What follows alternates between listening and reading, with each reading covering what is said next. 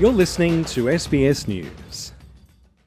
Melburnians will be able to enter regional Victoria before next weekend as part of further eased COVID-19 restrictions when the state hits the 80% full vaccination target. Premier Daniel Andrews says the new travel rules will take effect from 6 p.m. on Friday. Statewide travel will return, outdoor masks are scrapped, and indoor entertainment venues, gyms and retail can reopen to fully vaccinated patrons. And capacity limits will increase for restaurants, pubs and cafes.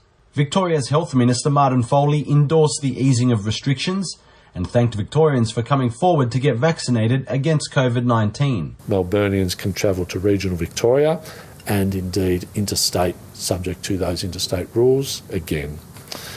I just also wanted to touch on vaccinations and seeing the vaccination milestones continue to topple at record rates as more and more Victorians come forward to both look after themselves, look after their community, but also to make sure that they can be part of this opening up. Victoria recorded 1,935 new COVID-19 cases from 69,000 tests and 11 deaths.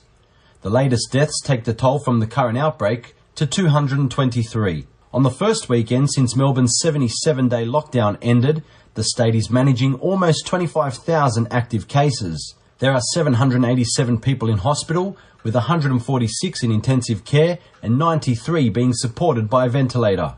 We've said we want to normalise this. We want to move through this gateway, as difficult and as challenging as that will be for those who do become unwell, the vast majority of whom will be unvaccinated Victorians.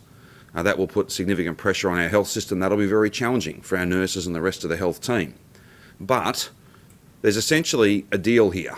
There's a contract. There's a fundamental agreement that we have reached with the Victorian community. We asked you to get vaccinated. You have done that in record time and in record numbers.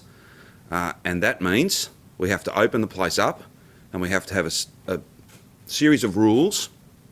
We have to have settings that are the lightest touch possible, that are the simplest, that are the most easily understood, that are as close to normal life as possible. That's what we committed to, and that's what we are going to deliver. The New South Wales government has unveiled a new tourism campaign to sell the state to domestic and international visitors. Premier Dominic Perrottet and Tourism Minister Stuart Ayres on Sunday launched the advertising campaign titled Field New South Wales. Mr Ayres says the campaign promotes some of the state's most treasured locations, moving beyond iconic landmarks such as the Opera House and the Sydney Harbour Bridge. We've stepped away from our big icons. They're there, but they're a little bit more subtle. This is a campaign focused on emotion. This is a campaign focused on people. And it's a campaign that allows for this beautiful and natural collision of our natural landscapes and this vibrant cultural diversity that we have across the state.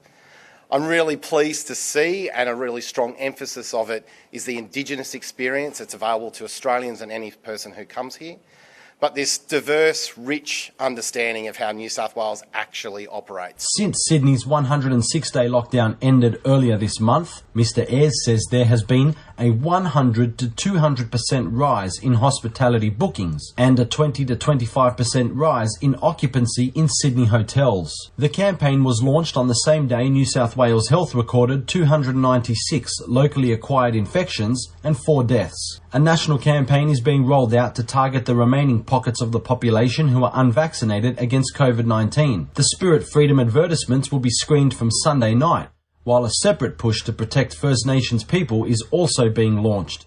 Lieutenant General John Fruin says close to 50% of the Aboriginal community is fully vaccinated against COVID-19. Still a long way to go, but for the last fortnight now, the first dose rates for Indigenous Australians have exceeded the national first dose rates, which is very encouraging.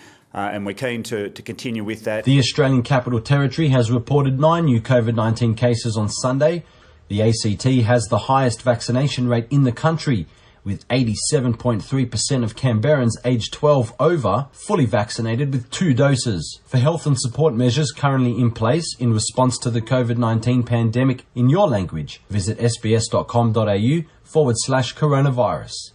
Marcus Megalokonomos, SBS News.